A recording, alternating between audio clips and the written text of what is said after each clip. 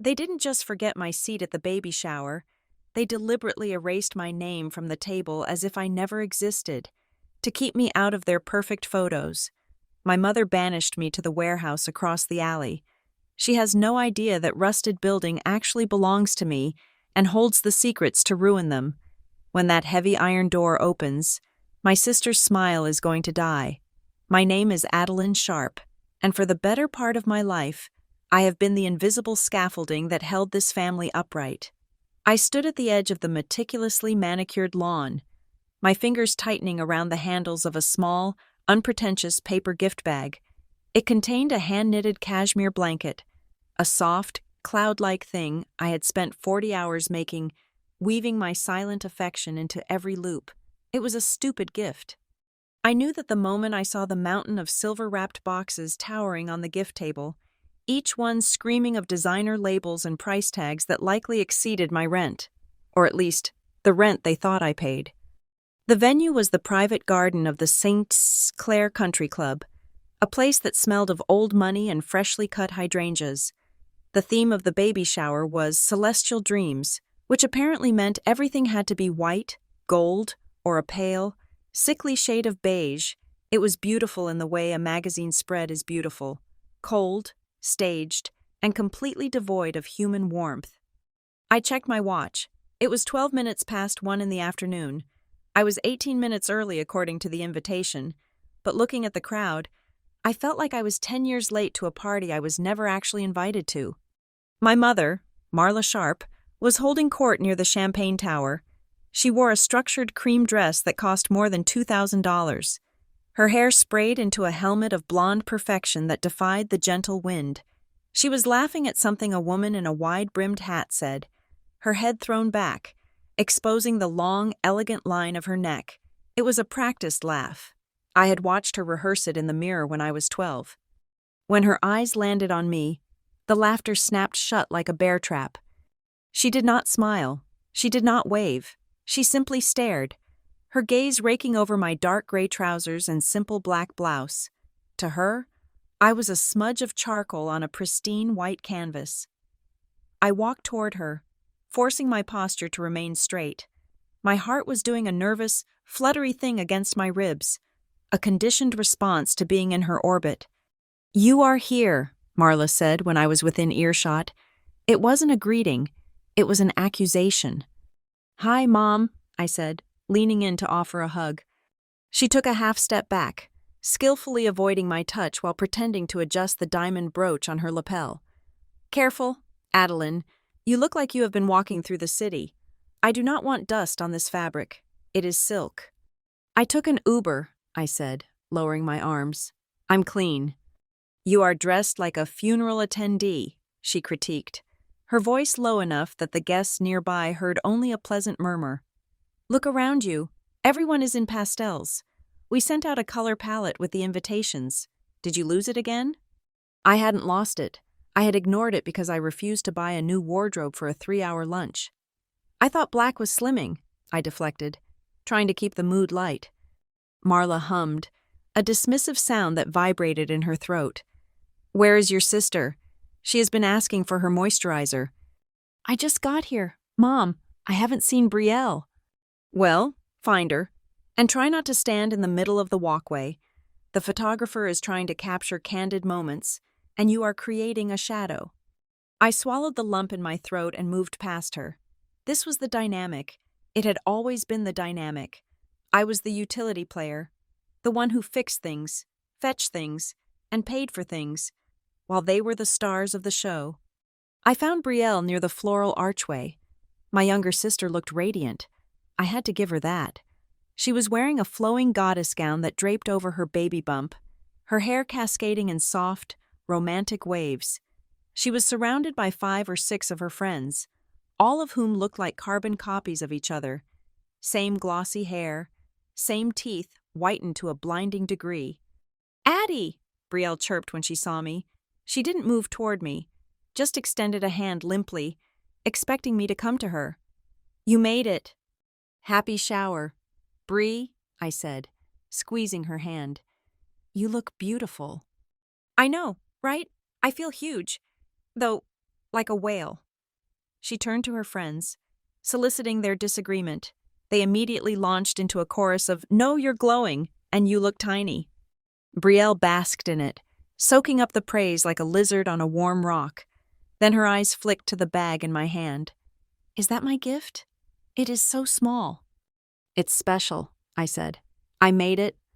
"Oh," she said, the excitement draining from her face. "Homemade. That is, sweet. Put it on the back of the table, okay? Behind the stroller box from the Millers." I did as I was told. I walked over to the gift table and tucked my bag behind a massive box containing a stroller system that cost $1,500. I knew the price because I had transferred the money to Marla's account 2 weeks ago to pay for it, labeled under miscellaneous expenses. The call to lunch came a few minutes later. A chime sounded, and the event coordinator, a woman with a headset and a clipboard who looked stressed out of her mind, began herding the guests toward the long banquet table set up under the pergola. The table was a masterpiece of exclusion. Crystal glassware sparkled under the afternoon sun. The centerpieces were cascading orchids and white roses. Gold-rimmed plates sat atop charger plates made of actual mother-of-pearl. I waited for the crowd to settle, hanging back as usual. I watched Brielle take the seat of honor in the center, a throne-like wicker chair decorated with ribbons. Marla sat to her right. Gavin, Brielle's husband, sat to her left, looking bored and scrolling on his phone. I walked down the length of the table, scanning the calligraphy name cards. Sarah, Jessica, Chloe, Aunt Linda, Cousin Beth, Mrs. Gable. I reached the end of the table. I walked back up the other side. Tiffany, Courtney, the photographer, the makeup artist. I stopped. I blinked, thinking I had simply missed it. I checked again, my eyes moving slower this time, reading every single curve of ink on the heavy cardstock. My name was not there. There were 30 chairs, there were 30 guests, but there was no Adeline Sharp. I stood there, feeling the blood drain from my face. It wasn't just an oversight. The coordinator had a master list. I saw her checking people off. "Excuse me," I whispered to a waiter who was passing by with a pitcher of iced tea. "I think there has been a mistake. I don't see my card." The waiter looked at me, then looked at the table. He seemed confused. "I am sorry, ma'am. We set the table exactly according to the seating chart provided by Mrs. Sharp." At that moment, I saw the event coordinator walking briskly toward me. She didn't look apologetic. She looked efficient. She walked right past me to the end of the table where there was a small gap between 2 chairs, a space where a 31st chair might have been squeezed in if one were desperate. But instead of adding a chair, she reached for the folding chair that was leaning against the service station. The chair I had assumed was for me, and she folded it shut. "We need this path clear for service," she said into her headset. "Remove the extra seating." A busboy grabbed the chair and carried it away. I stood there, frozen. I was the only person standing. The chatter at the table died down slightly as people noticed the awkward woman in gray, hovering with nowhere to go. Marla looked up from her salad. She didn't look surprised. She dabbed the corner of her mouth with a linen napkin and beckoned me over with a single crook of her finger. I walked to the head of the table. I felt like I was walking to the gallows. "Mom," I hissed, keeping my voice low so the guests wouldn't hear. "There is no seat for me." Marla sighed, a long, suffering sound that suggested I was being incredibly difficult. "Adeline, look at the table. It is perfect. 30 seats, symmetrical. If we add a chair for you, it throws off the entire aesthetic. You would be blocking the view of the garden." "I am your daughter," I said, my voice trembling slightly. "I am the sister of the pregnant woman. You want me to stand?" Brielle looked up from her plate. She had a piece of melon poised on her fork. She giggled, a light, airy sound. "Oh, Addie, don't be dramatic. You can grab a plate and eat in the kitchen area with the staff if you are hungry. But honestly, we are about to do the toasts and the photos, and you know how you get in photos." "How do I get in photos?" I asked, my hands clenching into fists at my sides. "You are just stiff," Brielle said, And your outfit is really depressing the vibe." Marla nodded in agreement. "She is right. We hired a very expensive photographer. Adeline, this is going to be in the society pages. We cannot have a dark gray blob ruining the pastel theme." She pointed a manicured finger toward the far end of the property. Across the service alley, there was an old, rusted corrugated metal structure there, a remnant of when this land was a working farm, now used by the club to store fertilizer and broken lawnmowers. It was an eyesore that the club had tried to hide behind a row of hedges. "Go over there," Marla said, her voice devoid of any emotion other than annoyance. "To the old warehouse shed. Just wait there until we are done with the main event. You can come back when the guests leave to help us load the gifts into the car." "You want me to wait in a tool shed?" I asked, the absurdity of it almost making me laugh. "It is shaded," Marla said, turning her attention back to her salad. "And you will be out of the frame. Please, Adeline, do this for your sister. Do not be selfish. This is her day." I looked at Brielle. She wasn't even looking at me anymore. She was clinking glasses with her friend Tiffany, laughing about something trivial. They had erased me. They had taken my money, used my labor, and now that the cameras were rolling, they had physically removed me from the narrative. I felt a coldness settle in my chest. It wasn't the hot flush of embarrassment anymore. It was something heavier, harder. It was the feeling of a bridge finally burning down, the structural supports snapping one by one. "Okay," I said. Marla didn't look up. "Good. Go now. The drone photographer is about to launch." I didn't say goodbye. I didn't make a scene. I didn't flip the table or throw the wine. I simply turned around and walked away. I walked past the table of laughing women. I walked past the waiter holding a tray of crab cakes that I had paid for. I walked past the perfectly symmetrical floral arrangements. I crossed the manicured lawn, my heels sinking slightly into the soft earth. I crossed the service alley, stepping over a puddle of muddy water. I approached the rusted, ugly warehouse that my mother had banished me to. To them, it was a place for garbage, a place to hide the things you didn't want the world to see. They thought I was walking into exile. They didn't know I was walking home. I reached the heavy iron door of the shed. It was streaked with orange rust and looked like it hadn't been opened in 50 years. I stood with my back to the party. I could hear the faint sound of applause, probably Brielle opening the first gift. I reached into my pocket and pulled out a sleek black key card. I wasn't crying. My eyes were dry. My hands were steady. I held the card up to a patch of rust that looked exactly like random decay, but was actually a high-grade biometric scanner masked by holographic paint. A soft beep echoed, audible only to me. The heavy door didn't creak. It slid open with the silent, smooth hiss of hydraulic precision. Cool, filtered air rushed out to meet me, carrying the scent of ozone and electricity. I stepped inside, into the darkness, and the door sealed shut behind me, cutting off the sound of their laughter instantly. I was done being the sister. It was time to be the CEO. The heavy steel door sealed behind me with a finality that vibrated through the soles of my shoes. The humidity of the garden, the cloying scent of cheap perfume and expensive flowers, and the high-pitched tittering of my sister's friends were instantly severed from my reality.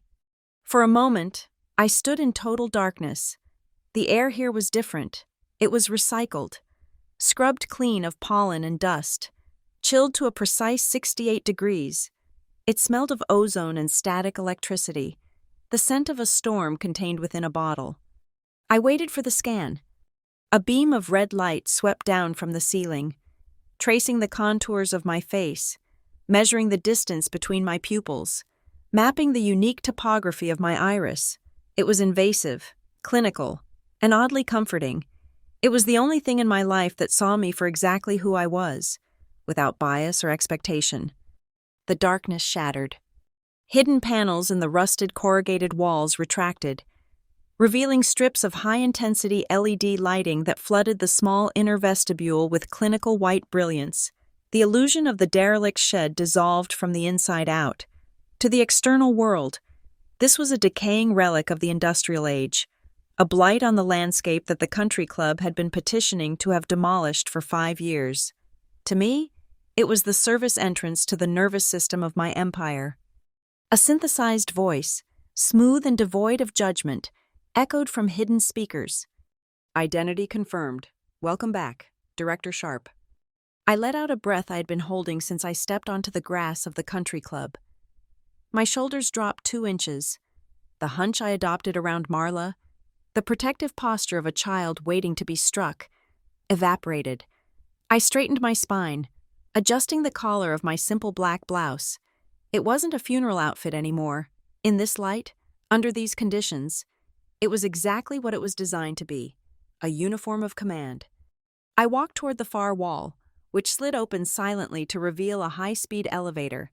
This shaft had been dug deep into the bedrock, bypassing the crumbling foundations of the old textile mill, to connect with the renovated brutalist structure that loomed behind the club, a building my family assumed was an abandoned factory full of squatters and rats. I stepped into the lift. There were no buttons. The system knew where I needed to go. As the car ascended, rising smooth and fast, I pulled my phone from my pocket. It wasn't the cracked screen model I used when I visited my mother. It was a prototype, unreleased, encrypted with military-grade software. I tapped the screen, bringing up the live feed of the global markets. Northline Threadworks was up 3% in the Asian markets. Our new synthetic polymer, a fabric that could regulate body temperature and self-repair minor tears, had just passed its final safety inspection in the European Union. The elevator slowed and the doors parted. I stepped out onto the top floor of the Northline headquarters. The space was cavernous, an open-concept cathedral of industry and innovation. The floors were polished concrete that gleamed like dark water. The walls were floor-to-ceiling smart glass, currently tinted to opaque privacy mode. The hum of activity was low and purposeful. Dozens of analysts, designers, and engineers sat at floating workstations, their faces illuminated by the blue glow of curved monitors. This was the brain of the company I had built from nothing. Not with family money, not with a husband's connections, but with the sheer, terrified desperation of a girl who knew she had no safety net. When I walked down the central aisle, the atmosphere shifted. It wasn't like at the party. My arrival was a nuisance, a smudge on the lens. Here, my presence was a gravitational event. Heads turned, conversations paused. A young man named David, one of my lead logistics coordinators, stood up immediately as I passed his desk. He didn't wave or shout. He simply nodded, a sharp, respectful dip of his chin. "Director," he said, "the shipment from Ho Chi Minh City cleared customs 20 minutes ago. We are ahead of schedule." "Excellent work, David," I replied. My voice sounded different here. It was deeper, steadier. "Route 20% to the distribution center in Nevada. Hold the rest for the fall launch." "Understood." I kept walking. A woman named Elena, the head of legal, fell into step beside me, matching my stride without hesitation. She was wearing a suit that cost 3 times what my mother's dress cost, but she wore it like armor, not a costume. "The patent office called," Elena said, handing me a tablet. "They are challenging the weave pattern on the ballistic line. They claim it is too similar to a defunct patent from 1998. I glanced at the document without stopping. "It is not similar. The tensile strength is 400% higher. Send them the stress test data from the lab in Munich, and tell them if they delay the filing again, I will have our lobbyists in Washington audit their review board for inefficiency." Elena smiled, a shark-like expression that I adored. "I will draft the email immediately." She peeled away as I reached the end of the floor. This was my sanctuary, my office. I placed my hand on the bioscanner at the door, and it unlocked with a heavy, satisfying thud. I walked inside, and the silence was instant. The room was expansive, dominated by a massive desk made of reclaimed teak and steel. But the true power of the room was the view. I walked to the far wall. It was a single, seamless sheet of glass. "Clear opacity," I commanded. The smart glass transitioned from opaque gray to crystal clear transparency in a heartbeat. The world opened up below me. From this height, on the fourth floor of the repurposed industrial block, I looked directly down into the manicured garden of the St. Clair Country Club. The perspective was jarring. The hedges that seemed so tall and impenetrable from the ground looked like toy blocks from up here. The Grand Champagne Tower was a speck of glitter. And the people. I saw them. I saw the round table under the white pergola. I saw the 30 chairs arranged in their perfect circle. I saw the gap where my chair should have been. I saw Marla, a tiny cream-colored dot, moving between guests, likely bragging about how well she had raised her daughters. I saw Brielle, sitting on her wicker throne, opening the boxes I had paid for. From down there, in the dirt, I was the failure. I was the sister who couldn't get a husband, the daughter who lived in a small apartment and drove a 10-year-old car, the burden they had to tolerate. But from up here, the truth was a cold, hard equation. They were ants at a picnic, and I was the one holding the magnifying glass. I walked over to the console on my desk and tapped a few keys, pulling up the financial dashboard of my personal accounts, the ones hidden behind shell corporations and trusts, the ones my family knew nothing about. Adeline Sharp, net worth. The number on the screen had 9 digits. It was a number that could buy the country club, demolish it, and turn it into a parking lot without denting my portfolio.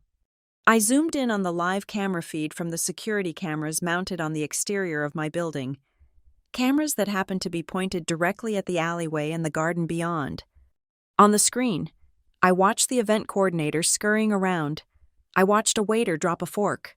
I watched Gavin, my brother-in-law, excuse himself from the table and walk toward the edge of the garden, pulling out his phone to make a call. I knew that call.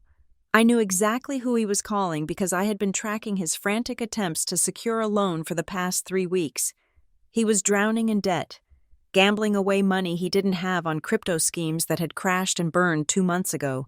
He was calling a loan shark, or maybe another bank that was about to reject him. He looked up, scanning the windows of the buildings around him, his face tight with panic. He looked right at my window. He couldn't see me, of course. To him, this was just a wall of reflective black glass. But I saw him. I saw the sweat on his brow. I saw the terror in his eyes. A strange sensation washed over me. For years, I had felt small around them.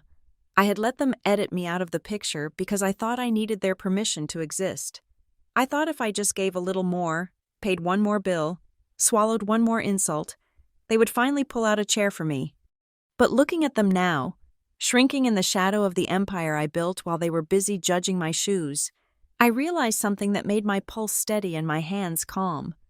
I didn't need a seat at their table. I owned the ground the table stood on. I turned away from the window, the image of my mother's dismissive wave still fresh in my mind. She had sent me to the shed to hide me. She had sent me to the darkness so I wouldn't ruin her aesthetic. She had no idea that the darkness was where I kept my teeth.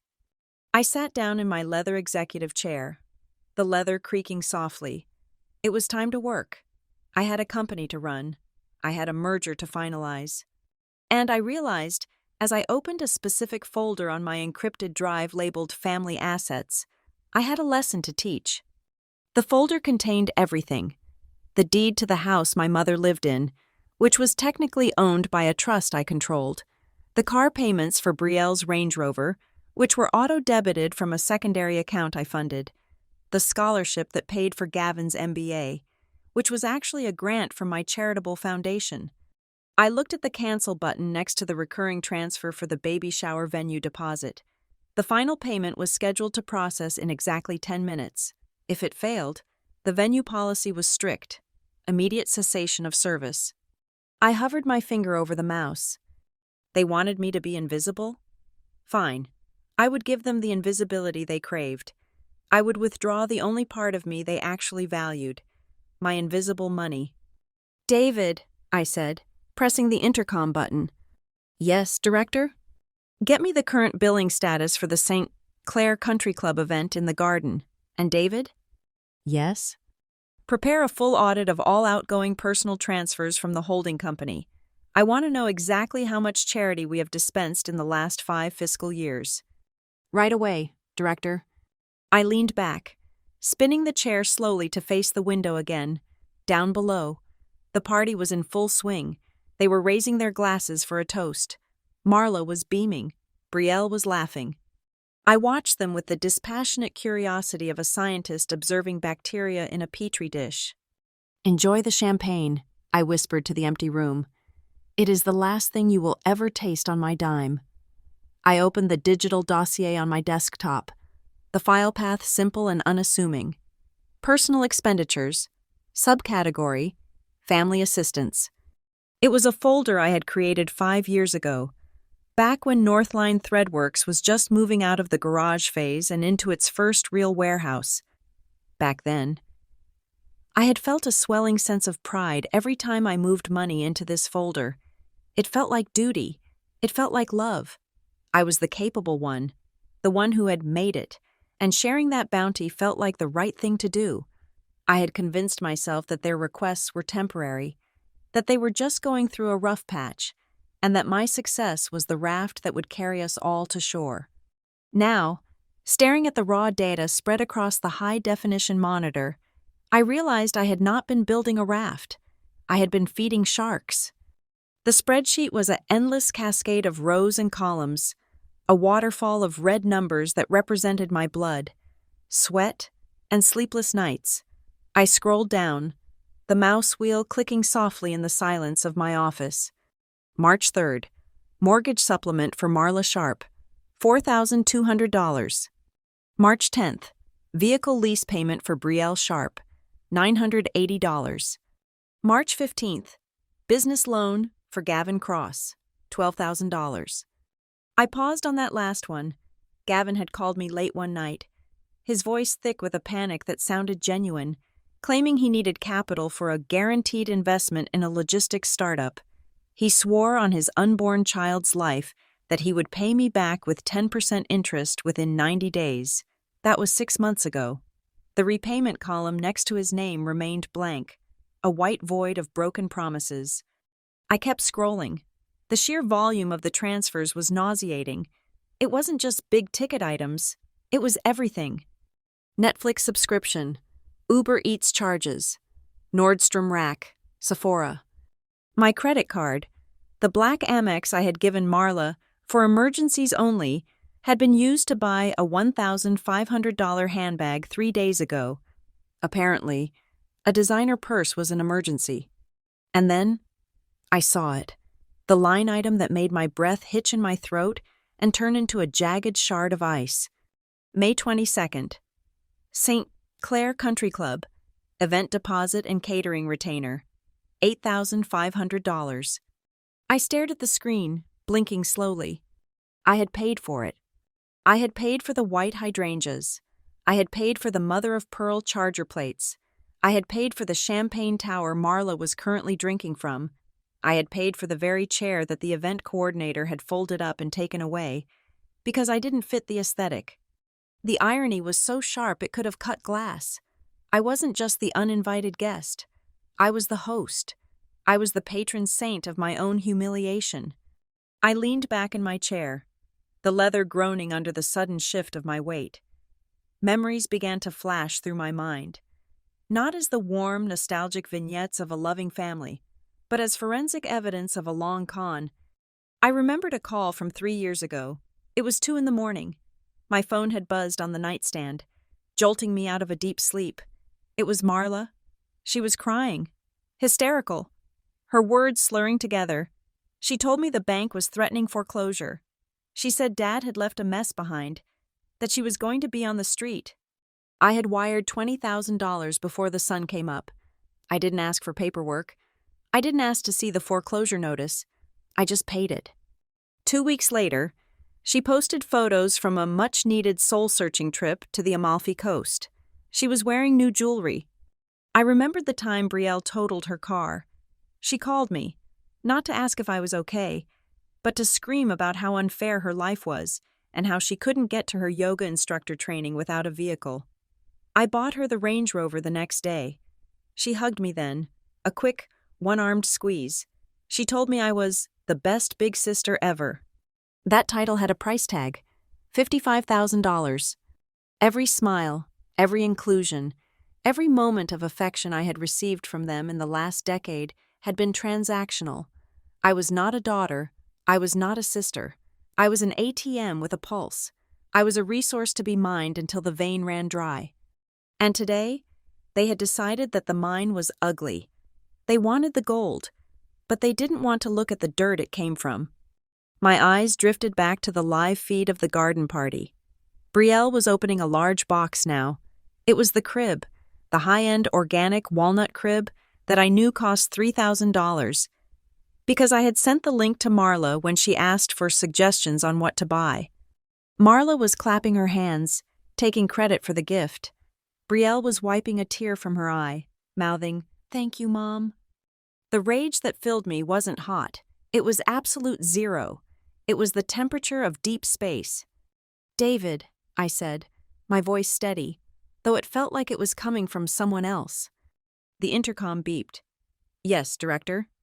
"I need you to pull up the authorization protocols for the Sharp Family Trust and the secondary expense accounts linked to my personal holdings." "I have them on screen, Director." "Excellent. I am looking at a recurring payment scheduled for the Sinclair Country Club. The final settlement for the event is due now, correct?" "That is correct," David replied. "The automated system is queued to release the remaining balance of $12,400 in approximately 3 minutes. It is set to auto-draft upon the venue's signal that the lunch service has concluded." "Cancel it," I said. There was a brief silence on the other end of the line. "Director, you want to cancel the payment? The contract with St. Clair stipulates that failure to settle the final balance upon conclusion of service constitutes a breach. They will halt operations immediately." "I am aware of the terms," I said. "Cancel the transfer. Revoke the authorization code." "Done," David said, the sound of keys clacking audible in the background. "Transfer stopped. The payment will be declined." "Now," I continued, "go to the credit cards issued to Marla Sharp, Brielle Sharp, and the authorized user card for Gavin Cross. Report them as compromised." "Compromised, Director?" "Yes. Tell the bank I have reason to believe the cards are being used for unauthorized transactions. Freeze them, all of them, effective immediately." "Freezing accounts now," David said. His voice had lost its professional detachment. There was a hint of nervousness, or perhaps awe, at the ruthlessness of the order. "Do you want to issue replacement cards?" "No," I said. "No replacements. Close the accounts entirely after the fraud investigation is logged." "Understood. Accounts closed." "One last thing. David, the lease on the Range Rover. Who is the guarantor?" "You are, Director, through the holding company. Contact the leasing agency. Tell them the vehicle is no longer authorized for use by the current driver, and that we will not be renewing the insurance policy effective midnight tonight. If they want their asset protected, they should probably arrange for a repossession." "That is a significant escalation, Director." "It is a correction," I said. "They believe in aesthetics. David, I am just tidying up the ledger." "Orders executed. Anything else?" "No, that will be all." I terminated the connection. I looked down at the spreadsheet one last time. The red numbers seemed to stop bleeding. The hemorrhage had been cauterized. I stood up and walked back to the window. Down below, the party was still beautiful. The sun was still shining. The guests were still smiling. They were eating the cake I paid for. They were drinking the wine I bought. They had no idea that the credit card the venue manager was about to run was a piece of plastic connected to nothing. They had no idea that the invisible safety net they had been bouncing on for years had just been cut away. I watched Marla laugh again, her hand resting possessively on Brielle's shoulder. She looked so confident, so secure in her world of unearned luxury. She thought she had successfully hidden the ugly daughter in the shed. She didn't understand. The shed wasn't a prison. It was the control room. And I had just turned off the power. I pressed my hand against the cool glass.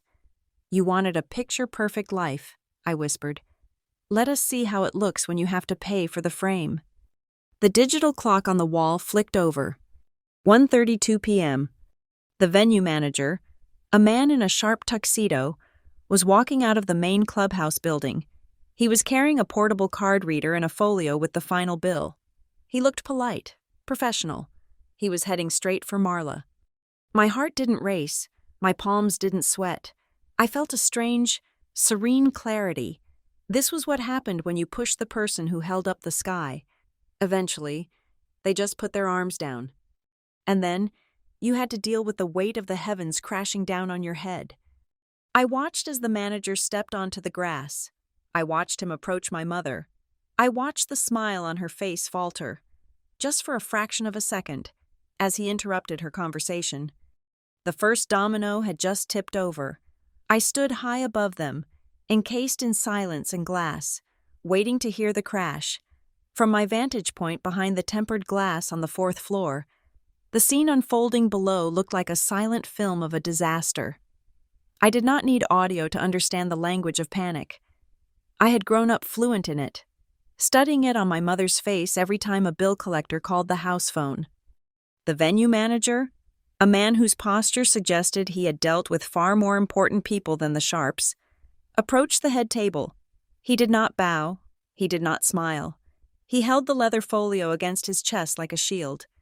I zoomed in with the camera. I could see Marla's expression shift from annoyed to confused. She was holding a glass of champagne, one of the vintage bottles she had ordered off the reserve list, assuming the bottomless pit of my bank account would swallow the cost without a ripple. She waved a hand dismissively at him, likely telling him to deal with the help or to simply run the card on file. The manager didn't move. He spoke a few words, calm and professional. Marla froze. She set her glass down. The liquid sloshed over the rim, staining the white tablecloth, but she didn't notice. She reached into her clutch, the $1,400 bag she had bought with my emergency fund, and pulled out the black Amex. She thrust it at him with an air of offended dignity, the gesture sharp and aggressive. "Run it again," she was saying. "Do you know who I am?" The manager took the card. He didn't walk away to a terminal. He pulled a portable device from his pocket and inserted the card right there, in front of the guests. I watched the small light on the machine. Red. He tried again. Red. He looked at the screen, then looked at Marla. He shook his head. I could see the color draining from Marla's face, a slow, creeping pallor that fought against her heavy bronzer. She snatched the card back and fumbled for another one. This time, she pulled out a Visa. This was the backup card, the one linked to the household account I replenished monthly for groceries. Red. The manager said something else. He gestured to the surrounding tables. He pointed to the waiters who were currently circulating with trays of filet mignon sliders. I checked the real-time billing log on my monitor. The bill hadn't just stopped at the deposit balance. In the last hour alone, Marla had authorized an additional $4,000 in premium service add-ons, including a videographer extension and 3 cases of imported sparkling rosé. The total outstanding balance was now pushing $16,000. And the card had just declined for a 50-cent transaction test. The manager raised his hand. It was a subtle signal, practiced and discreet, but effective. The result was immediate. The waiters stopped moving. The bartender, who had been in the middle of shaking a cocktail, set the shaker down and crossed his arms. The string quartet, playing a soft rendition of a pop song in the corner, trailed off into silence as the coordinator tapped the cellist on the shoulder. The silence that fell over the garden was heavy. It wasn't the peaceful silence of nature.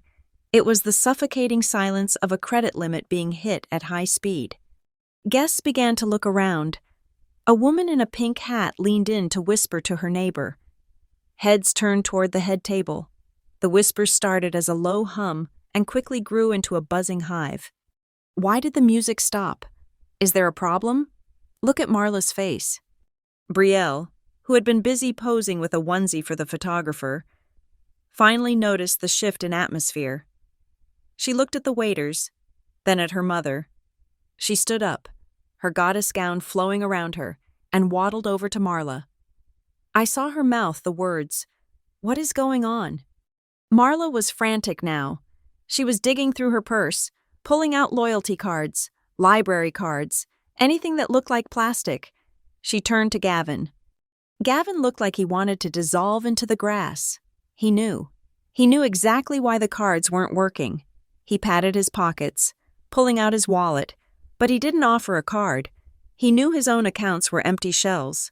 He just shrugged, a pathetic gesture of impotence. The manager was no longer smiling. He was tapping his watch. He pointed to the exit. The humiliation was public now. It wasn't just a declined card. It was an eviction. The manager was telling them that the party was over. The food was being covered with silver domes. The open bar was being corked. Brielle grabbed the manager's arm. I saw her pleading. She pointed at her stomach. She pointed at the guests. She was likely playing the emotional distress card, the one she used to get out of speeding tickets and into VIP sections. The manager gently removed her hand from his sleeve. He was immune. He ran a business, not a charity. Then, it happened. The moment I had been waiting for. Marla stopped digging in her purse. She stopped arguing. She spun around, her eyes scanning the perimeter of the garden with desperate intensity.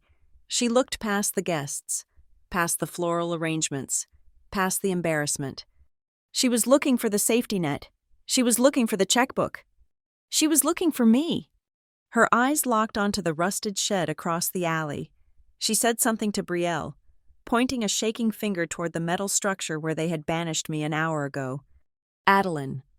I could read her lips perfectly. Get Adeline. She has a card. Brielle looked confused for a second, then angry. She stomped her foot. A childish tantrum from a grown woman, but then desperation took over. She turned to Gavin and shoved him, gesturing toward the alley. They needed the gray blob now. They needed the embarrassment to come back and save them from the consequences of their own greed.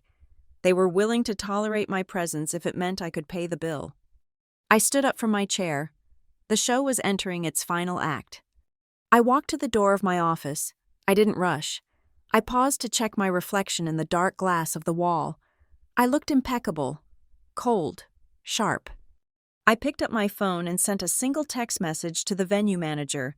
I had his number because I was the one who had signed the initial contract, months ago. Let them know the sponsor has withdrawn funding. Do not accept personal checks. I watched on the screen as the manager checked his phone. He looked up at the window, my window, and gave a barely perceptible nod. Then he turned back to Marla and shook his head firmly. Marla looked like she had been slapped. She grabbed her phone and started dialing. My phone on the desk remained silent. I had blocked her number 3 minutes ago. The guests were standing up now.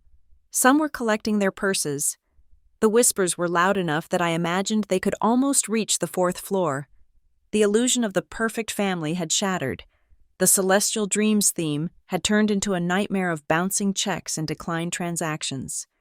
It was time to go down, not to save them, but to deliver the receipt. I walked to the elevator. The doors slid open.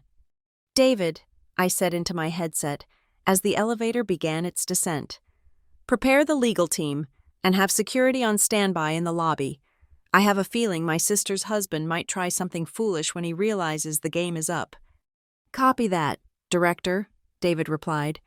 "Good luck down there."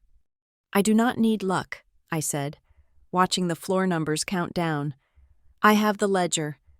The elevator hit the ground floor. I walked through the high-tech lobby of Northline Threadworks, past the security station, and toward the rear exit that led to the alley. I pushed the heavy steel door open. The humid air of the afternoon hit me again, but this time it didn't feel oppressive. It felt like the air before a thunderstorm. I stepped out of the shed. Across the alley, the party was in chaos. Marla was yelling at a waiter. Brielle was crying, loud, ugly sobs that ruined her makeup. Gavin was pacing in circles. I smoothed my blouse. I lifted my chin. And I walked into the sunlight. I stood at the exact perimeter where the event coordinator had banished me an hour earlier. It was the border between the manicured perfection of the St. Clair Country Club and the gritty reality of the alleyway. To the guests, I had emerged from the shadows like a specter, my dark gray trousers and black blouse cutting a sharp, unmissable silhouette against the backdrop of their pastel fantasy. The silence in the garden was absolute. The string quartet had packed away their instruments. The waiters stood like statues, holding silver trays of food that would never be served. All eyes were on me. Marla was the first to break the paralysis. She saw me not as a daughter, but as a walking credit limit. Her face, which had been gray with panic a moment before, flooded with relief, followed instantly by a surge of entitled anger.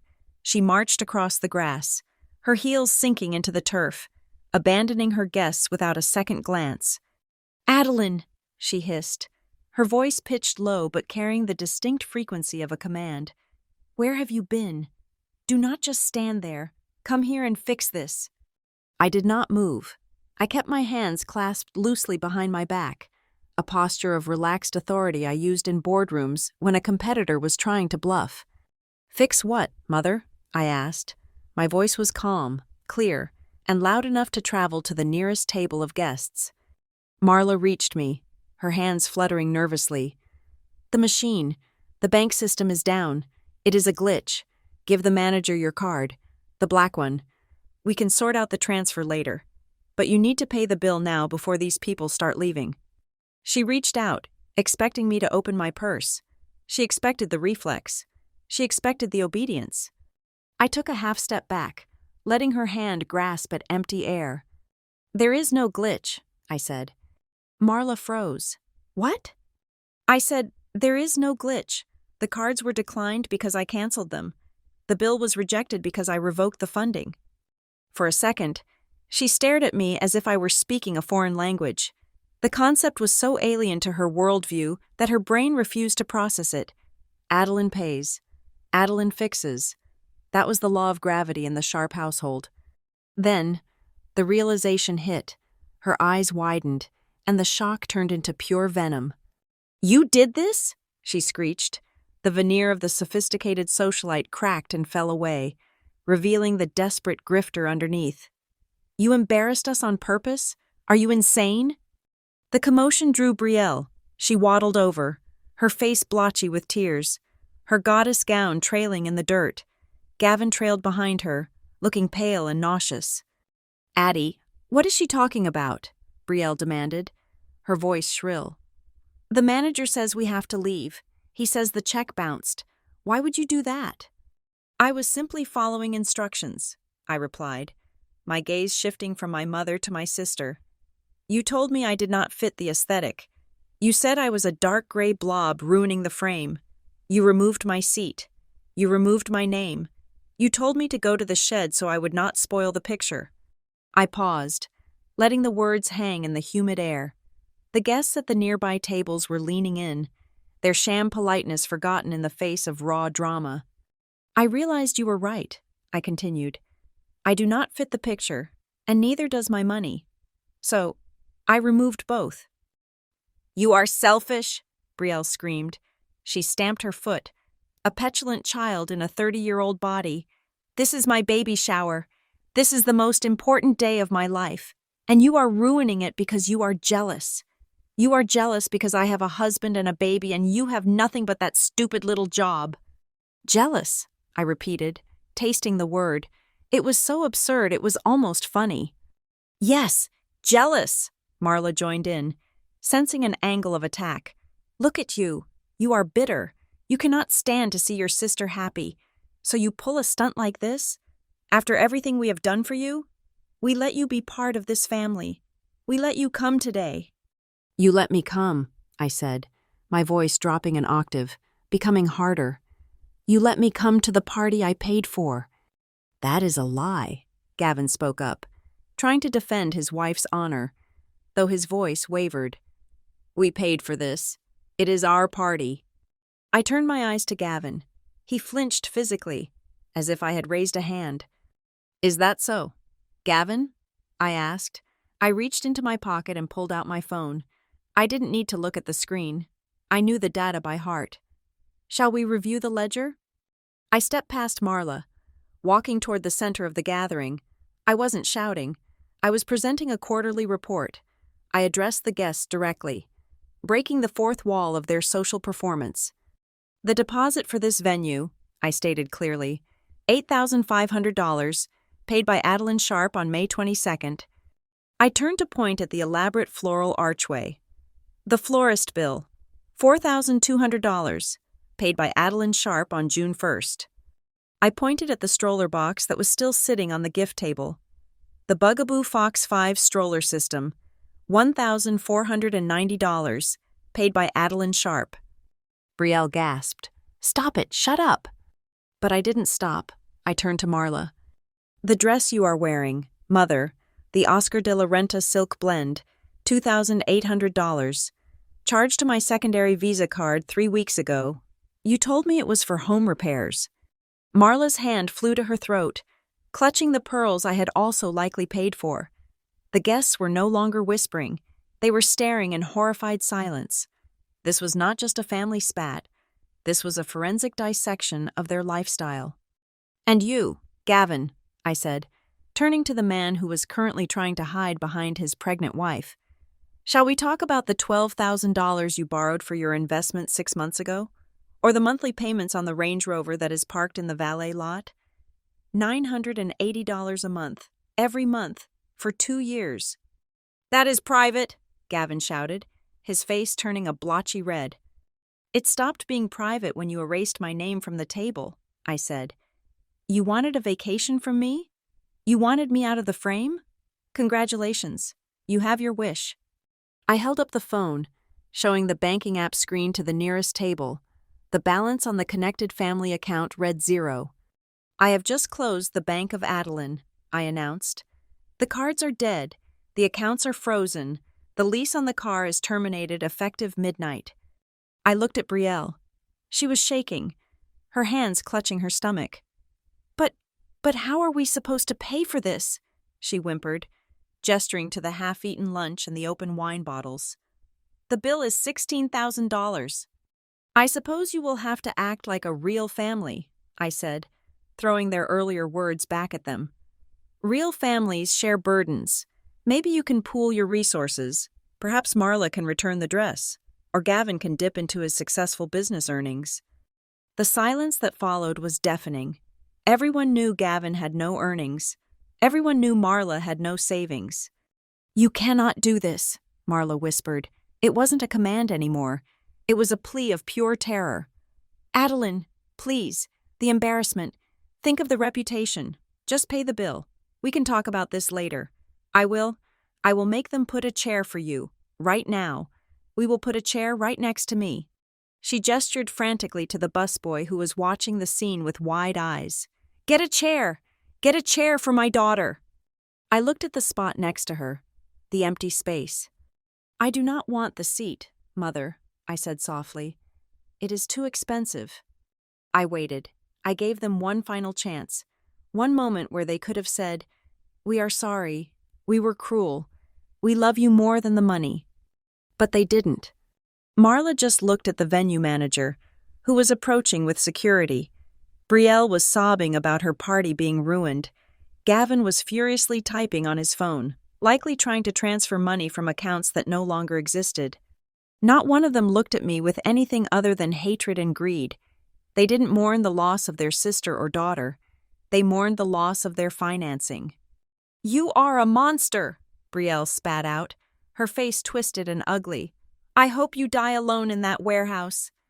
"Better alone in a warehouse than a parasite in a palace," I replied.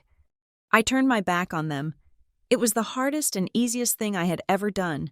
For 30 years, my spine had been bent under the weight of their expectations. Now, as I walked away, I felt physically lighter. "Adeline, come back here," Marla screamed. "I am your mother. You owe me. You cannot leave us with this bill." Her voice cracked, turning into a shriek of desperation. "Adeline!" I didn't slow down. I didn't look back. I walked past the shocked faces of the country club elite. I walked past the overflowing gift table. I walked straight toward the alley. Behind me, I heard the venue manager's voice, firm and loud. "Mrs. Sharp, if you cannot provide a valid form of payment, I will have to ask you to remain here while we contact the authorities. This is theft of services. My daughter, Marla wailed. My daughter has the money. She is right there. But the daughter she was calling for didn't exist anymore. That daughter had been folded up and put away, just like the chair. I stepped into the shadow of the alley, the cool air of the Northline building waiting for me. I had cleared the ledger. I had balanced the books. And as the heavy steel door of my headquarters slid open to welcome me home, I knew the real storm was just beginning for them. But for me? For me, the forecast was finally clear. The sun had set over the Sinclair Country Club, casting long, bruised shadows across the manicured lawns where my family had publicly imploded only hours before. Inside the command center of Northline Threadworks, the mood was surgical. I sat in the darkness of my office, the only illumination coming from the wall of monitors before me. It was 8:45 in the evening. Most of my staff had gone home, leaving the building in a humming standby state, but I remained. I was not waiting for an apology. I knew the sharp playbook too well to expect contrition. I was waiting for the retaliation. Desperate people do not learn lessons, they double down, and Gavin Cross was the most desperate man I knew. Director. David's voice came through the intercom, soft but urgent. He was the only other person left on the floor, staying behind at my request. We have a perimeter alert. Sector 4. The alleyway access. Show me, I said. The main screen shifted, replacing the market data with a high-definition infrared feed. There he was. Gavin was wearing a dark hoodie pulled up over his head, a pathetic attempt at camouflage that might have worked in a movie, but stood out like a beacon against the thermal imaging sensors of my facility. He was pacing near the heavy steel door of the shed, the same door I had vanished through earlier. He looked jittery, his head snapping back and forth, checking for witnesses. Is he alone? I asked. Thermal scans show no other heat signatures within 300 feet, David confirmed. He is solo, but, Director, he is carrying a signal disruptor, or at least, a cheap version of one. He is trying to jam the Wi-Fi frequencies. I watched Gavin fumble with a small black device in his hand. It was amateur hour. He was trying to jam a military-grade hardwired system with something he probably bought off the dark web for $200. He is not here to key my car. David, I murmured, leaning closer to the screen. He is trying to break in. Shall I activate the external deterrence? David asked. The silent alarm will summon the police in 3 minutes. No, I said, a cold realization settling in my gut. Not yet. Zoom in on his other hand. The camera adjusted, sharpening the image. In his left hand, Gavin was clutching a high-capacity external hard drive. My eyes narrowed. If he just wanted to vandalize the place out of spite, he would have brought a spray can or a crowbar. If he wanted to beg for money, he would be ringing the bell. A hard drive meant only one thing. He wasn't here for me. He was here for Northline. I picked up my phone and dialed a number I had on speed dial. Elena, I said the moment the line connected. Get to the office. Now. I am having dinner. Adeline, my general counsel replied, the clinking of silverware audible in the background. Gavin Cross is currently attempting to breach the rear server access, I said calmly. He is armed with a data storage device. This is not a domestic trespass. This is corporate espionage. The line went silent for a heartbeat. I will be there in 12 minutes. I hung up and pressed the intercom button again. David, listen to me very carefully. I want you to lower the encryption on the external access panel. Make it look like a malfunction. Let him think his little jamming device actually worked. Director? David sounded horrified. You want to let him in? He could introduce malware. He could corrupt the integrity of the mainframe. Isolate the guest server, I commanded. Route him into a sandbox environment. Give him access to the Project Orion folders. The dummy files? Exactly. Let him think he has hit the motherlode. I want him to feel successful. I want him to feel confident enough to walk right into the lion's den. Understood, David said, his fingers flying across his keyboard. Routing external access to the sandbox now. Disabling magnetic locks on the outer door in 3, 2, 1. On the screen, I watched Gavin try the handle. It gave way. He froze, clearly surprised that it was this easy. He looked around one last time, then slipped inside the vestibule. This was no longer a family squabble. This was a felony.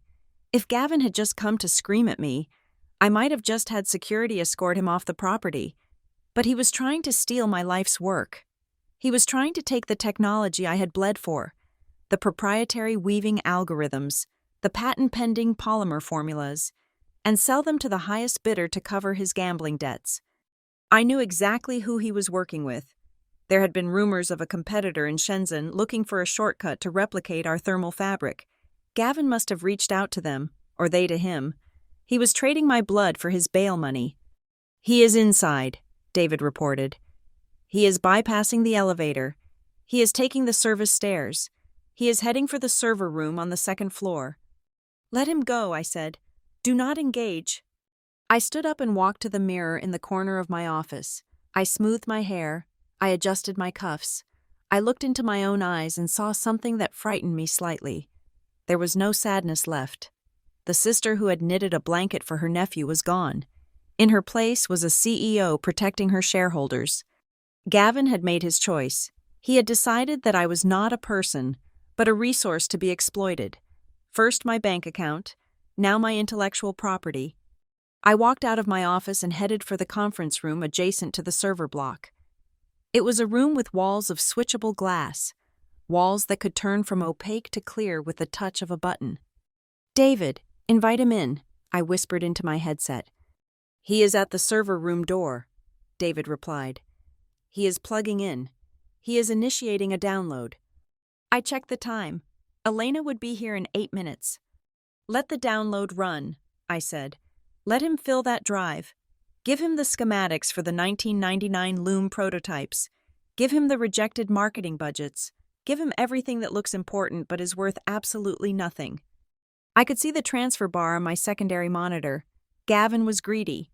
He was taking terabytes of data. 50% complete. 70% complete. 90% complete. "Transfer complete," David said.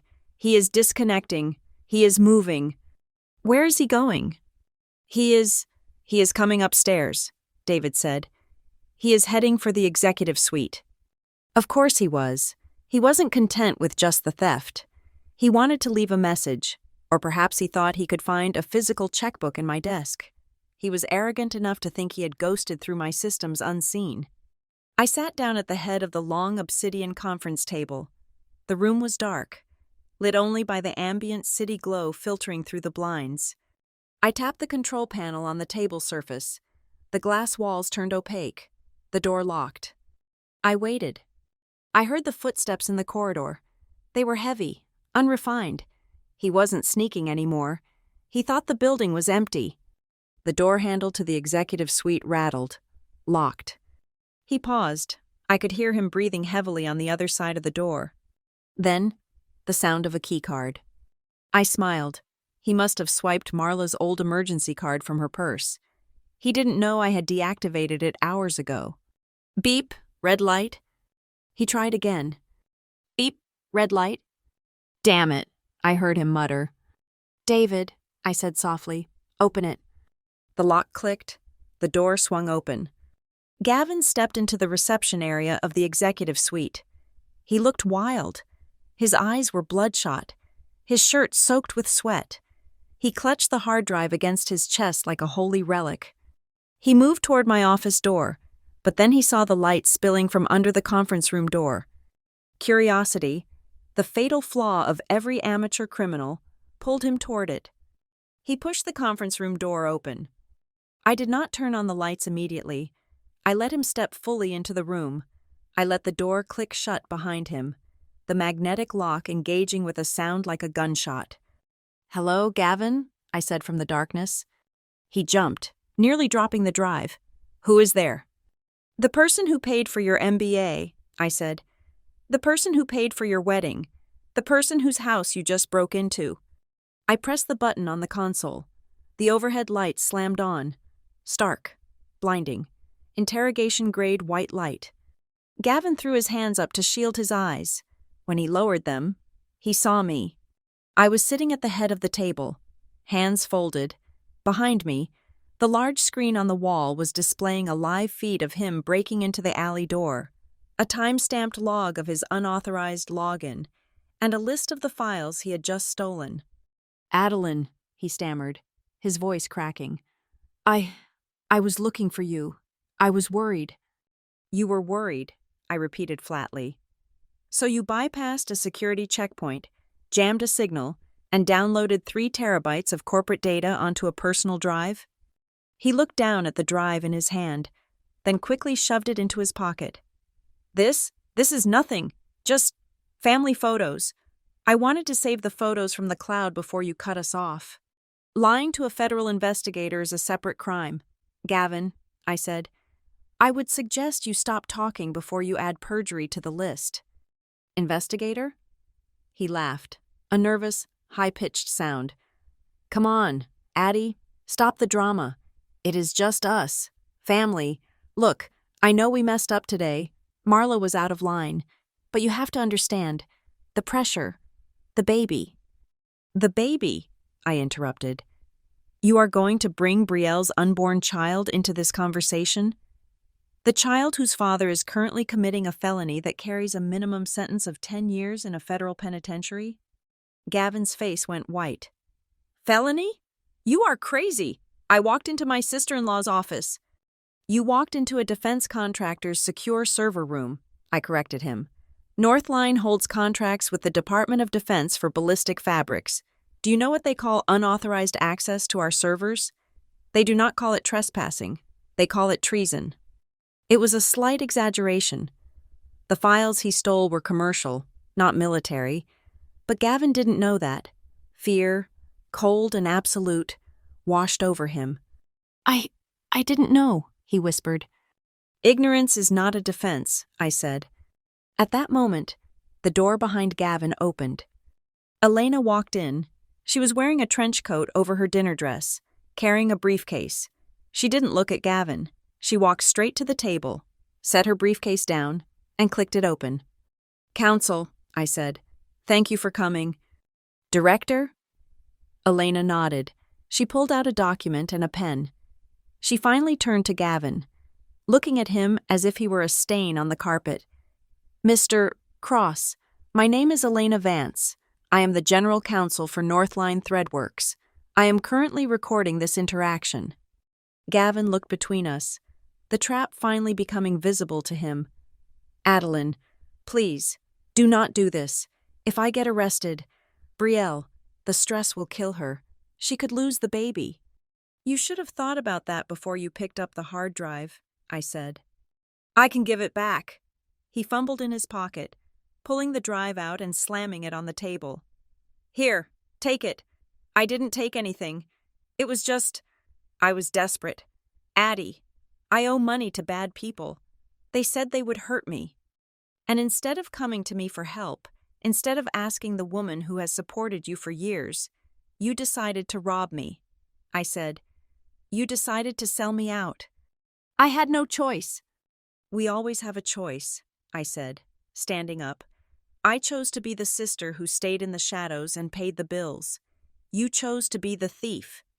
I looked at Elena. "Is the police commissioner on the line?" "He is on standby," Elena said.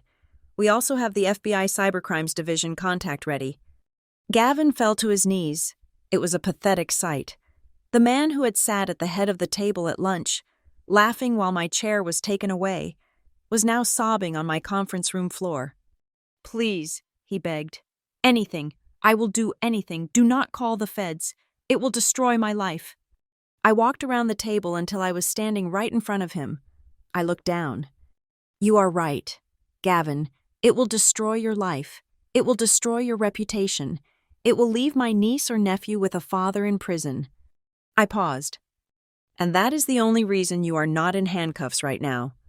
Gavin looked up, hope sparking in his watery eyes. You will let me go?" "No," I said, my voice dropping to a whisper that was more terrifying than a scream. "I am not letting you go. I am buying you." I signaled to Elena. She slid a document across the table. This is a confession, I said. It details your attempt to steal trade secrets. It details the debts you owe. It details the embezzlement you have been conducting from your own household accounts. If you sign it, I continued, I will not call the FBI. I will keep this document in a safe, and you will become my employee. Employee? Gavin asked, confused. You will work for me, I said. You will do exactly what I say. You will vote how I tell you to vote on family matters. You will report to me, and if you ever step out of line, if you ever disrespect me again, or if you ever try to hurt this company, I leaned in close. I will release the evidence, and you will spend the rest of your life in a cell. Gavin looked at the document. He looked at the hard drive. He looked at me. He realized, with dawning horror, that prison might have been the freer option. Pick up the pen, Gavin, I commanded. He picked it up. His hand was shaking so badly he could barely hold it. Sign. He signed. The game had officially begun, and I had just acquired my first pawn. The ink was barely dry on the confession Gavin had signed, but the panic that had initially dropped him to his knees was beginning to mutate into something else. It was a phenomenon I had seen before in cornered animals and desperate executives, the sudden, irrational surge of adrenaline that masquerades as confidence. Gavin stood up, dusting off the knees of his suit trousers. He looked at the document on the table, the one that detailed his crimes, and then he looked at me. A strange, twisted smile tugged at the corner of his mouth. He took a breath, smoothing his hair, trying to reassemble the fragments of his dignity. You are not going to use that, he said. His voice was shaky, but the words were defiant. I remained seated, my hands resting calmly on the polished obsidian table. Is that so? No, Gavin said, pacing the small length of the conference room. You are not, because if you hand that over to the FBI, you do not just destroy me. You destroy Brielle. You destroy Marla. You drag the sharp name through the mud. He stopped pacing and leaned over the table, placing his hands on the surface in a posture of aggressive negotiation. Think about the headlines. Adeline, Sister Jael's brother-in-law, pregnant socialite's husband arrested for corporate espionage. It is ugly, it is messy, and I know you. You are obsessed with control. You are obsessed with keeping things clean. He was trying to play poker with a woman who owned the casino. So here's the deal, Gavin continued, his voice gaining strength as he convinced himself of his own leverage. I keep the hard drive. You delete the security footage of me entering the building, and in exchange, I do not go to the press and tell them how the wealthy, bitter sister set a trap for her struggling family. I do not tell them how you lured me here. I lured you? I asked, my tone mild, almost curious. You left the door open, Gavin said, pointing a shaking finger at me. My lawyer could argue entrapment. It would be a circus. So, we compromise. You write me a check, let us call it a consulting fee, of $50,000, enough to clear my immediate debts. I walk away. We never talk about this again. That is the price of your privacy. I looked at him for a long moment. He actually believed it. He believed that the social contract of family still held weight in this room. He believed that I was still the Adeline who sat at the children's table, afraid of making a scene. I reached under the table and pulled out a thick, leather-bound binder. I placed it on the table with a heavy thud that echoed in the silence. Sit down, Gavin, I said. I am done sitting, he sneered. I want an answer. I said, sit down. The command was not loud, but it carried the weight of the entire building behind it. Gavin hesitated, then sank slowly into the chair opposite me. I opened the binder. You seem to be operating under a misconception regarding the hierarchy of this situation, I began, turning the pages with deliberate slowness. You believe we are negotiating as equals. You believe you have leverage because you are a member of the Sharp family. I spun the binder around so he could read the document on top. This, I said, is the incorporation structure of Northline Threadworks, and this, I flipped the page, is the deed to the Sharp Family Trust. Gavin squinted at the papers. I do not care about your paperwork. You should, I said, because if you read line 4 on the trust agreement, you will see that the primary beneficiary is not Marla, it is not Brielle. I tapped the paper with my index finger. Sole trustee and beneficiary, Adeline Sharp. I own the house Marla sleeps in, I said, my voice dropping to a conversational chill. I own the car you drove here. I own the insurance policy that covers your wife's prenatal care. And most importantly, I own the public relations firm that handles crisis management for the city's top executives. Gavin's eyes darted across the page. The color began to drain from his face as the reality of his position became clear. You think a scandal will hurt me? I asked, leaning forward. Gavin, I am a defense contractor. My clients are generals and governments. They do not care about tabloid gossip. They care about strength. If I put you in prison, I do not look weak. I look ruthless. And in my world, ruthlessness is an asset. But the family, Gavin stammered. Brielle? Brielle is a liability. I cut him off. And you? You are a rounding error. I flipped to the next section of the binder. This was the section Elena had prepared months ago, just in case. It was titled Surveillance and Risk Assessment. Subject Gavin Cross. You mentioned entrapment, I said. Let us talk about that. Entrapment requires me to induce you to commit a crime you would not have otherwise committed. But we both know this was not your first time, do we? I pulled out a series of photographs and slid them across the glass table. Exhibit A, I said. 3 months ago, the Blue Heron Casino, you met with a man named Marcus Vane, a known loan shark with ties to organized crime. Gavin flinched. He stared at the grainy photo of himself shaking hands with a man in a leather jacket. Exhibit B, I continued, sliding another photo. 2 weeks ago, an encrypted email sent from your personal laptop to an IP address in Shenzhen, China. You were offering to sell textile schematics in exchange for $200,000 in cryptocurrency. How? Gavin whispered. How did you get that? I own the network you used, I said. You were using the Wi-Fi at my mother's house, the house I pay for, the network I administer. I leaned back, crossing my arms. I did not lure you here tonight. Gavin, I simply opened the door because I knew you were already walking toward it. I have been watching you drown for 6 months. I just decided it was finally time to stop watching and start recording. Gavin looked at the photos, then at the confession, then at me. The arrogance was gone. The threat of mutually assured destruction had evaporated. He realized he was standing on a trapdoor that I had built, standing under a light I controlled, in a building I owned. He slumped in his chair, his body shrinking as if the air had been let out of him.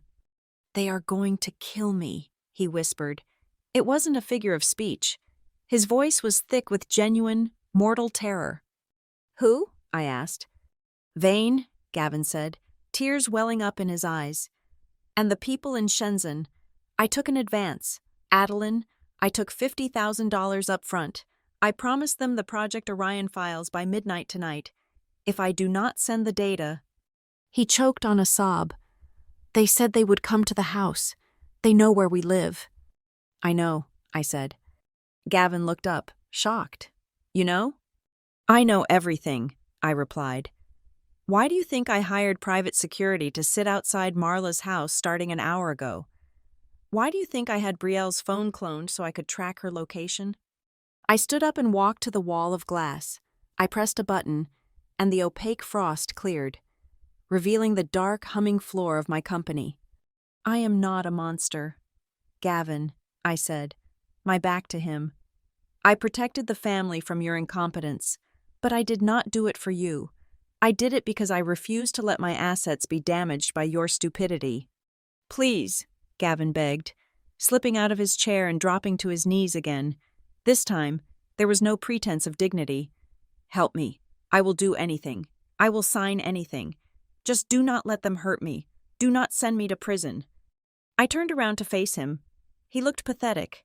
A man who had built his entire identity on the unearned privilege of marrying into a family he thought was rich.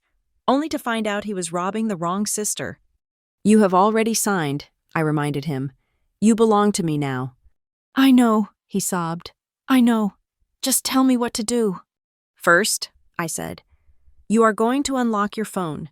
You are going to send a message to your contact in Shenzhen. You are going to tell them that the security was tighter than expected and you need 24 more hours." "They won't believe me," he cried. "They will," I said, "because I am going to let you send them a sample. A file that looks like the Orion schematic, but is actually a corrupt loop that will crash their decryption software. It will buy us time." "And then?" "And then," I said, walking back to the table and looming over him, "we are going to have a family reunion." Gavin wiped his nose on his sleeve. "What?" "You wanted a deal," I said. "Here is the deal. You are going to confess, not just to me, but to them, to Marla, to Brielle." "No," he shook his head frantically. "Brielle, she will leave me." "She should have left you a long time ago," I said coldly. "But that is not my concern. My concern is clearing the ledger. I want them to see exactly who they chose over me. I want them to see the rot in their perfect garden." I reached for the intercom. "Elena," I said, "bring the car around. We are going back to the house." "Wait," Gavin said, looking at the door. "Adeline, please, can't we just—" "We can't just anything," I snapped. "You brought the wolves to my door. Gavin, now I have to go out and shoot them." Suddenly, a heavy thud echoed from the corridor outside the conference room. It wasn't Elena. It was too heavy, too urgent. Gavin jumped, his eyes widening. "Is that them? Is that Vane?" "Sit down," I ordered, though my own heart rate spiked slightly. The building was secure. No one could get up here without my authorization. The handle of the conference room door turned. The lock clicked, overriding my internal control. My eyes narrowed. Only one other person had an override code for this room. The heavy glass door swung open. It wasn't a hitman. It wasn't the police. Standing in the doorway, looking pale, disheveled, and still wearing her ruined goddess gown, was my sister. And she wasn't alone. Standing behind my weeping sister was Elena. It was my general counsel who had used the override code, her face set in a mask of professional grimness as she ushered Brielle into the room. Marla was there too, hovering in the hallway, looking smaller and older than I had ever seen her, stripped of the social armor she wore like a second skin. "Brielle," Gavin gasped, scrambling up from the floor. He wiped his face with the back of his hand, trying to smear away the evidence of his terror. "Brielle, thank God. You have to help me. She is crazy. Adeline is crazy." Brielle stepped into the room.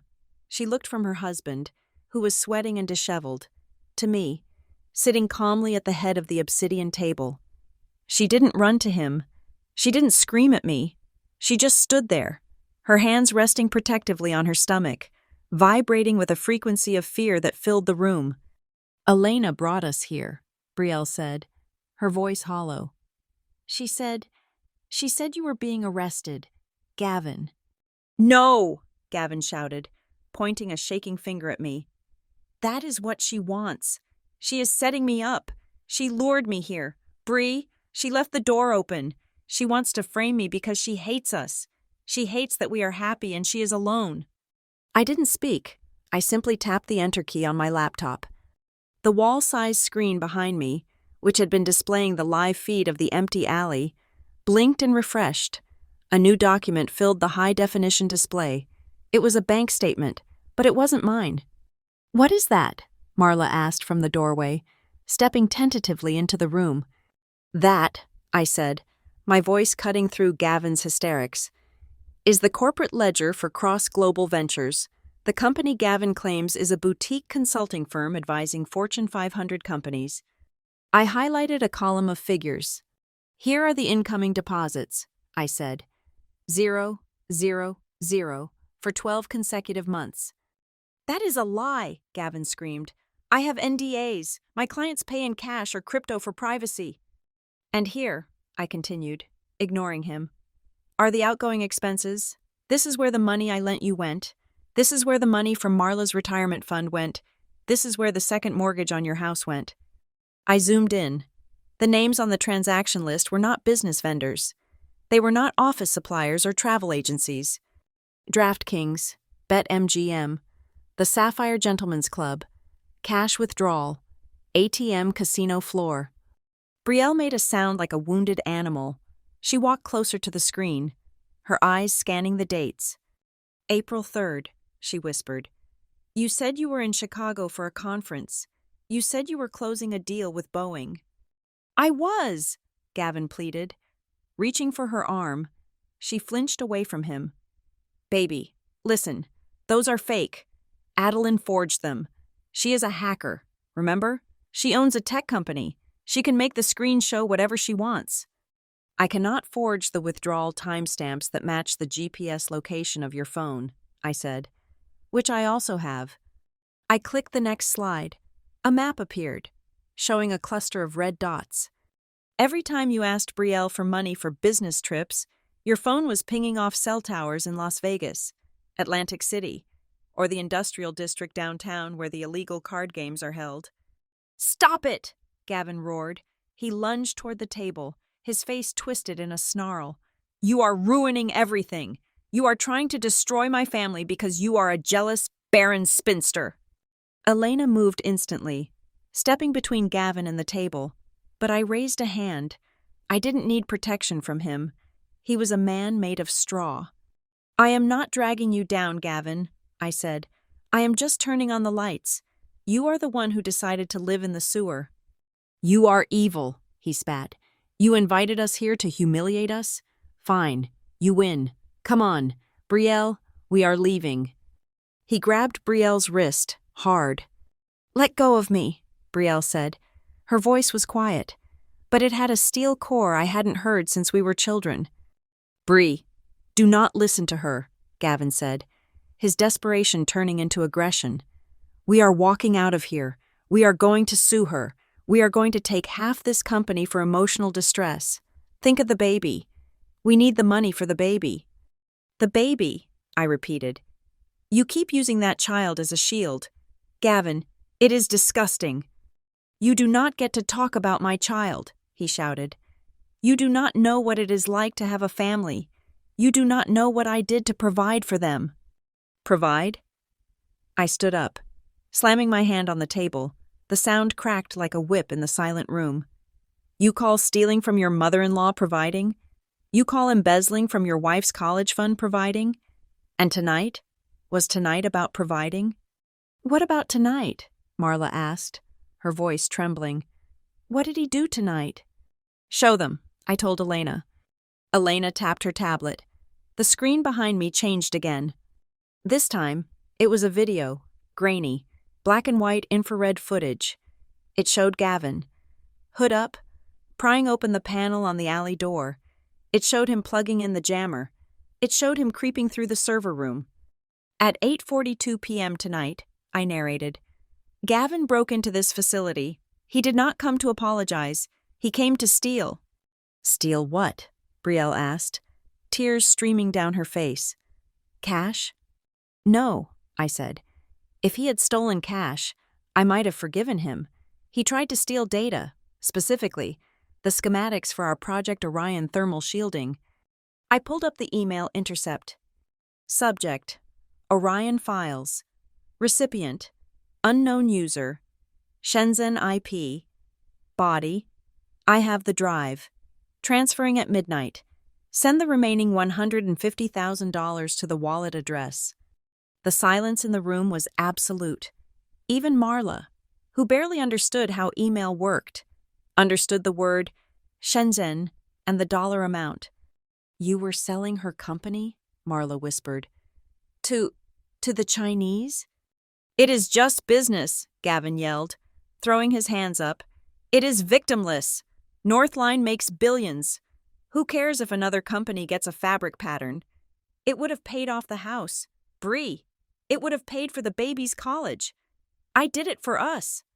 You did it for a gambling debt, I corrected him. And you committed industrial espionage to do it. Do you know what the penalty is for that, Gavin? I looked at Elena. Under the Economic Espionage Act of 1996, Elena recited, her voice cool and detached. The theft of trade secrets for the benefit of a foreign entity carries a maximum sentence of 15 years in federal prison and a fine of up to $5 million. Gavin's knees gave out. He slumped against the wall, sliding down until he hit the floor. "No," he whimpered. "No, no, no." "And that is just the federal charge," I added. "There is also the breaking and entering, the computer fraud, the wire fraud." I walked around the table and stood in front of Brielle. She looked shattered. The goddess gown was stained, her makeup ruined, her eyes wide with the horror of realizing the man she slept next to was a stranger. "He tried to drag me into this," I told her softly. "He told me that if I turned him in, the scandal would hurt you. He tried to use your pregnancy as a hostage." Brielle looked down at Gavin. He looked up at her, his eyes pleading. "Baby, please," he begged. Tell her we are family. Family doesn't send family to jail." Brielle took a shuddering breath. She looked at the screen, the evidence of the lies, the gambling, the betrayal. She looked at the timestamp that proved he was robbing my company while she was crying in my mother's arms about the ruined party. "You weren't stealing for the baby," Brielle said, her voice shaking. "You were stealing to save yourself from the people you owe money to." I had to," Gavin sobbed. "Vane said he would hurt you." "So you decided to hurt Adeline instead?" Brielle asked. "She can afford it," Gavin shouted, his true nature flaring up one last time. "Look at this place. Look at this office. She has everything. She doesn't need it all. We deserved a cut. We are family." "That is enough," I said. I turned to Elena. "Is the confession signed?" "Yes, Director," Elena said, holding up the document Gavin had signed moments before they entered. "Good." I looked at Gavin. "The police are downstairs. I called them 10 minutes ago." Gavin scrambled to his feet, panic taking over completely. You said if I signed, you would make me an employee. You said you wouldn't call them." "I lied," I said simply. You bitch," he screamed, lunging at me. Security personnel, who had been waiting in the adjacent room, burst through the door before he could take 2 steps. 2 large men in dark suits grabbed Gavin by the arms, pinning him effortlessly. "Get off me," Gavin thrashed. "Brielle, Marla, do something." Marla turned her face away, unable to watch. Brielle stared at him, her hand on her stomach. "You spent the stroller money at a strip club. Gavin, you spent our future at a blackjack table." "I can fix it," Gavin yelled as the guards dragged him toward the door. "I can fix it, baby. Just tell her to stop. Adeline, Adeline." His screams echoed down the hallway, fading as the elevator doors chimed and closed. The room fell silent again. The only sound was the hum of the servers and the soft sobbing of my sister. I walked back to my chair and sat down. I didn't feel triumphant. I didn't feel happy. I felt like a surgeon who had just amputated a gangrenous limb. It was messy. It was painful. But it was the only way to save the patient. "The police will want statements," I said, my voice returning to its professional cadence. "Elena will guide you through what to say. You did not know about his activities. You are victims of his deception. That is the narrative." Marla looked at me. Her eyes were red, her face puffy. She looked around the high-tech office, really seeing it for the first time, seeing the power I held, seeing the empire I had built while she was busy criticizing my shoes. "Adeline," she whispered, "what happens now?" I closed the laptop, the screen going black. "Now," I said, "we clean up the mess." The elevator doors hissed shut, swallowing Gavin's desperate pleas and leaving a ringing silence in the executive suite. The air in the room felt ionized, charged with the aftermath of violence and the static of shattered lives. I turned back to the 2 women standing in the center of my office. Brielle was shaking. It was a visceral, full-body tremor that rattled the sequins on her ruined dress. She looked around the room, her eyes darting from the panoramic window to the sleek leather furniture, as if she were waking up on an alien planet. Marla stood rigid, her hands clutched around her purse, her face a mask of shock that was slowly hardening into her default setting, damage control. "He is gone," Brielle whispered, the words barely audible. "They took him, Adeline. They actually took him." "Yes," I said, walking back to my desk and sitting down. I didn't offer them a seat.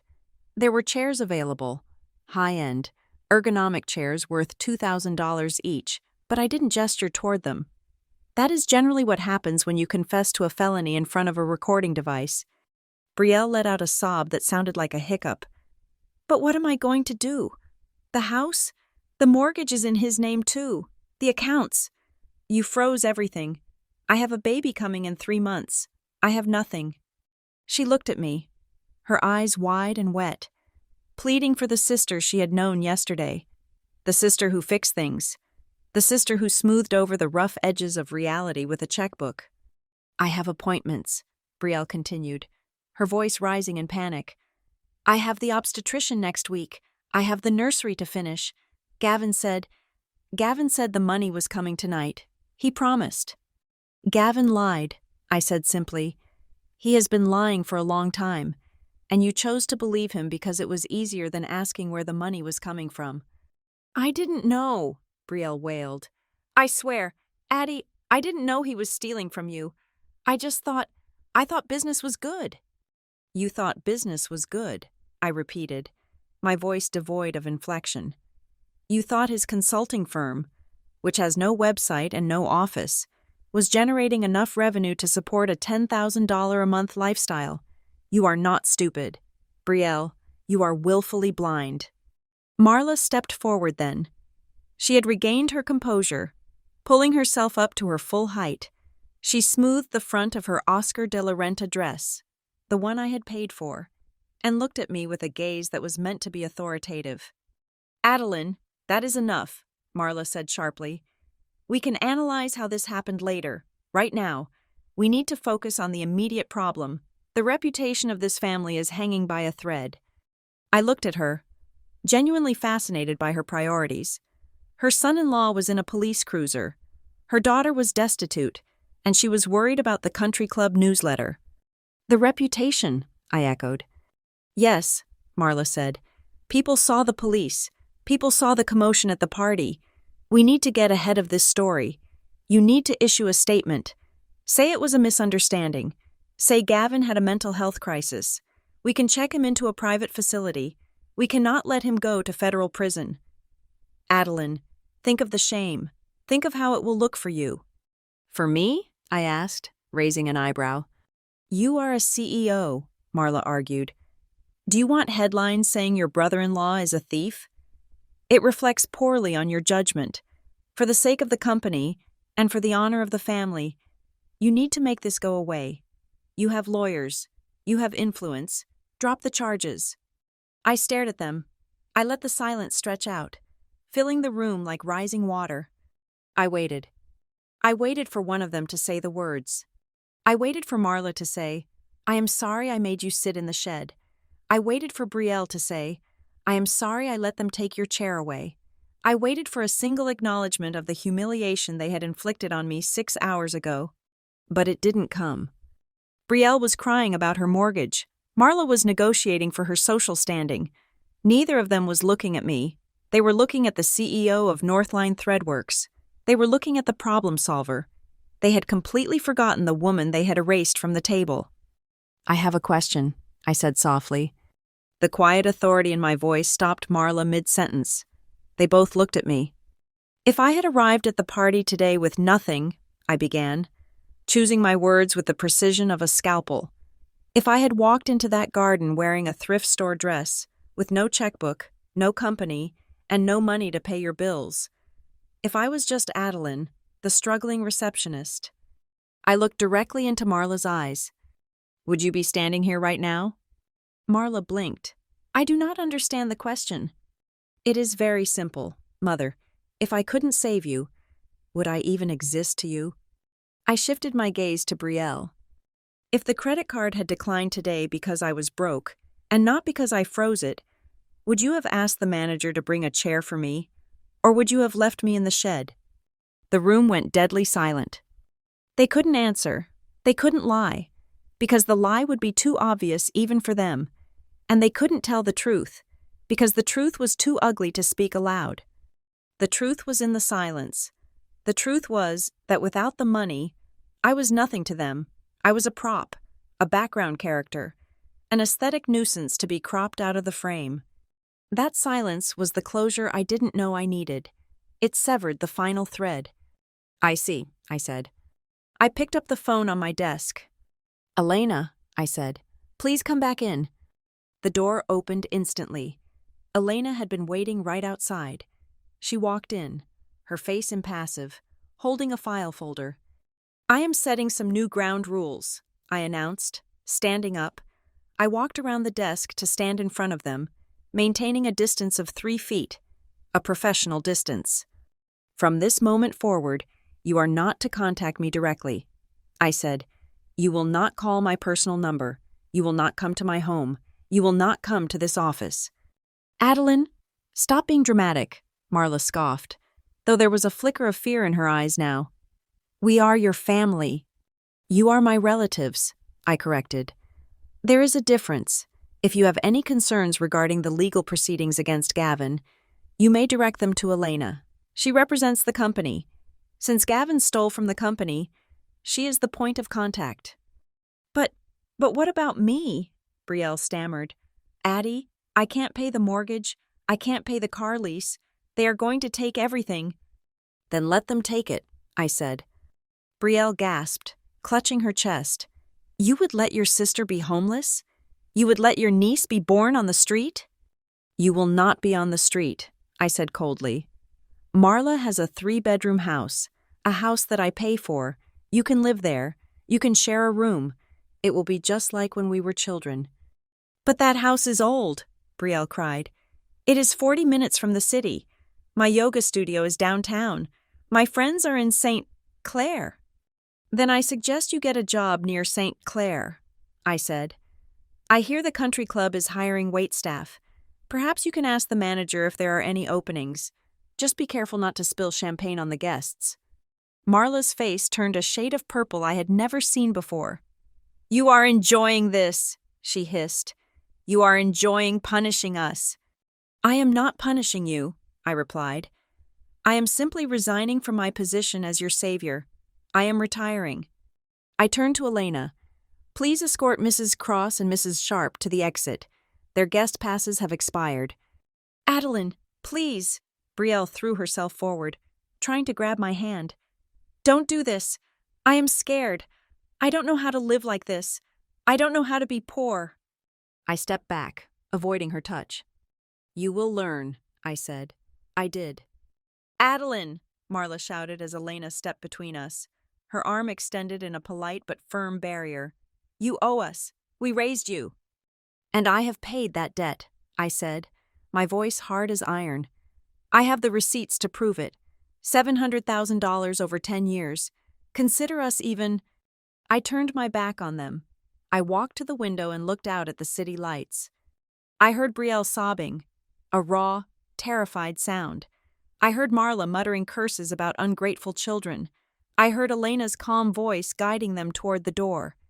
"This way, ladies. Please do not make a scene in the lobby."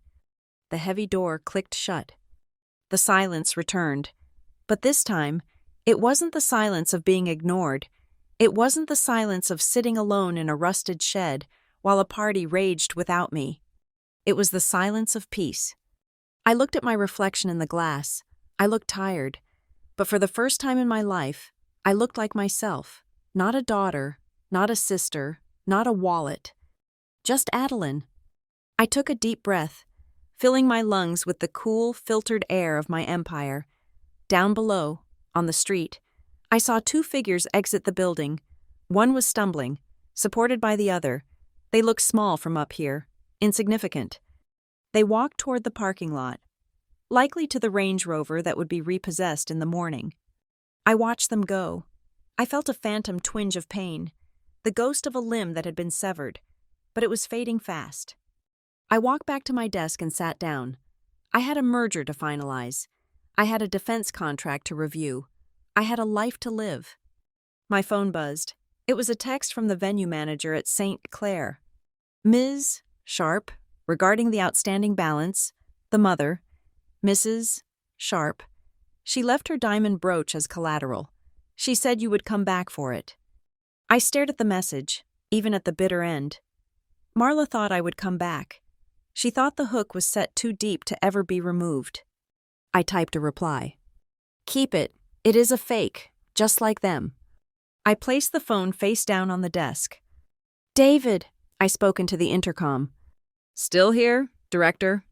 Cancel the cleaning service for my mother's house, I said. And cancel the landscaping. If she wants the grass cut, she can find the mower in the shed. Consider it done, Director. Good night, David. Good night, Director. I turned off the main overhead lights, leaving only the soft glow of the desk lamp. I opened the file for the next day's board meeting. The numbers were clean. The projections were strong. I was finally seated at the head of the table, and this time, no one was ever going to take my chair away again. The morning sun sliced through the floor-to-ceiling windows of the Northline Threadworks conference room. But it offered no warmth to the woman sitting across from me. It was 9 a.m, exactly 12 hours since the party had ended, and the nightmare had begun for the Sharp family. I had summoned Brielle back, just her. She sat in the same chair Gavin had occupied the night before, but she looked far smaller. The goddess gown was gone, replaced by a wrinkled tracksuit she must have pulled out of a laundry hamper. Her eyes were swollen shut, her skin blotchy and gray. She looked like a ghost of the vibrant, cruel girl who had laughed while my seat was taken away. Why am I here? Brielle asked, her voice a cracked whisper. She clutched a paper cup of water with both hands to stop them from trembling. Marla is downstairs. The guards won't let her in. She is screaming at them. Marla is not part of this conversation, I said, standing at the head of the table. This is between you and me, and the law. I signaled to Elena, who stood by the wall like a sentinel. Elena tapped her tablet, and the large screen behind me flickered to life. It wasn't the footage of Gavin breaking in this time.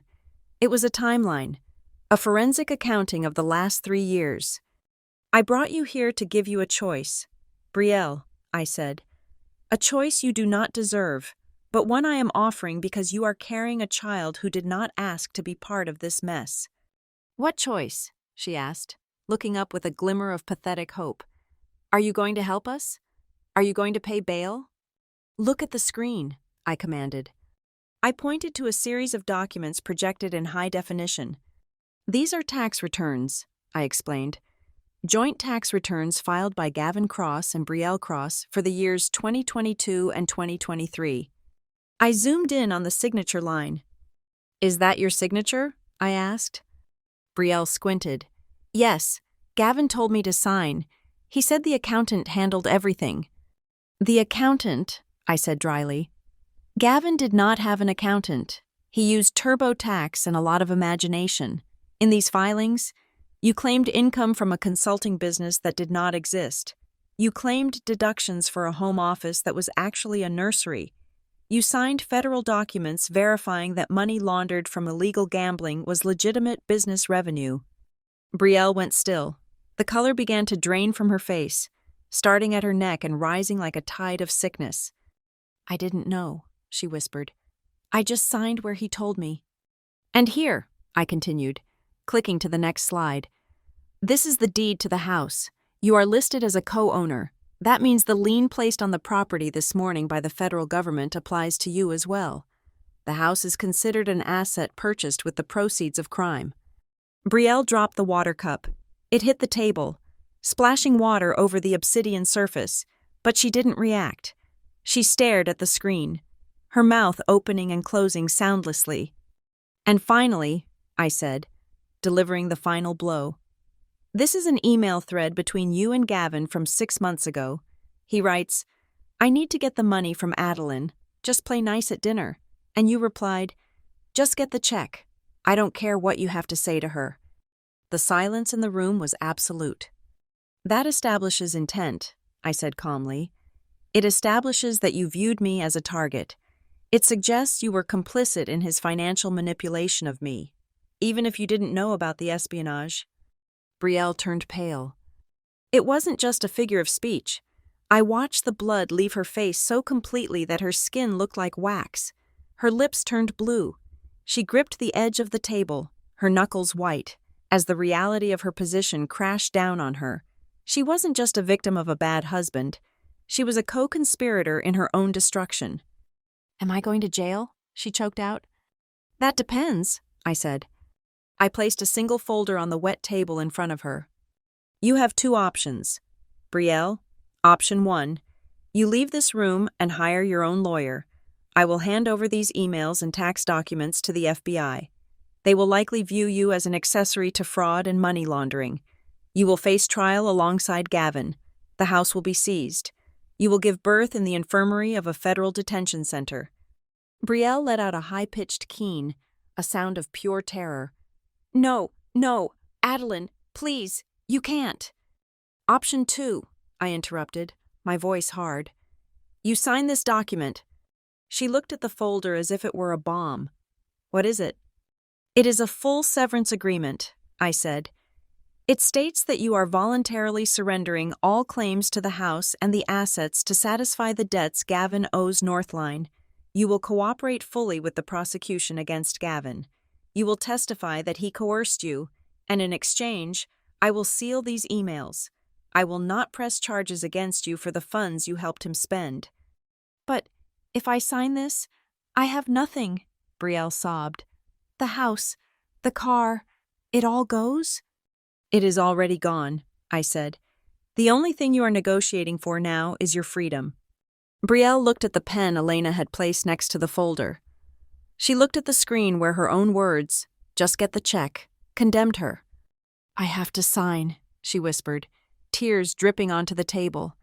"I have no choice." "You always had a choice," I said. "You just made the wrong ones." She picked up the pen. Her hand shook so violently that Elena had to steady the paper. Brielle signed her name.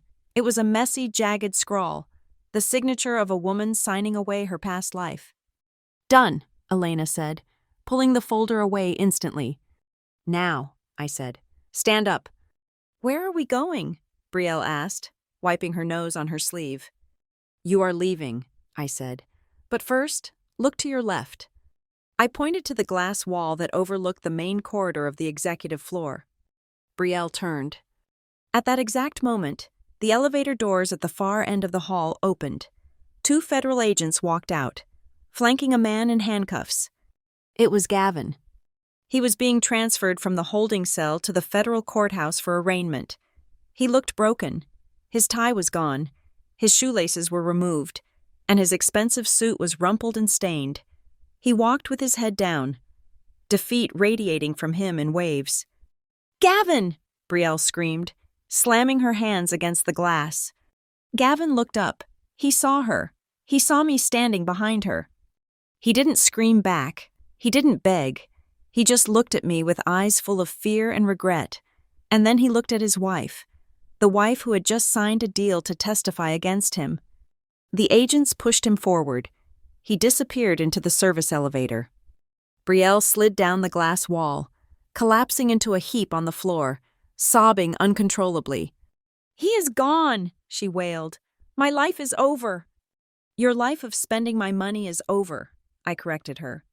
"Your actual life is just beginning. I suggest you make better use of it this time." I walked over to the intercom. "David, show me the front gate." The screen shifted to the exterior camera. Marla was there. She was pressing her face against the bars of the security gate, yelling at the stone-faced guard. She looked frantic, waving her phone, likely trying to call the daughter who had blocked her number 12 hours ago. "She is waiting for you," I told Brielle. "She can give you a ride. I believe her car still has gas, although I'm no longer paying for it, so she might not get far." Brielle stood up slowly. She looked at me one last time. There was no hatred in her eyes anymore, only a profound, hollow shock. She finally understood the scale of the mountain she had to climb. "Adeline," she said, her voice trembling. "What about the baby? Will you ever see him?" I looked at her stomach. I felt a twinge of sadness, not for her, but for the innocent life that would be born into the wreckage of the sharp vanity. "When that child is 18, I said, "he can call me, if he is kind, and if he is honest. I will pay for his college. But until then, I am a stranger to you." Brielle nodded. She knew it was the best offer she would ever get. She walked out of the conference room. She walked down the long hallway where her husband had just been led away in chains. She entered the elevator alone. I watched on the monitor as she exited the building. I watched her walk to the gate. I watched Marla grab her, shaking her, demanding answers. I watched Brielle push her mother away, shaking her head. They got into Marla's car. It took 2 tries to start the engine. Then, slowly, they drove away, disappearing into the traffic of the city.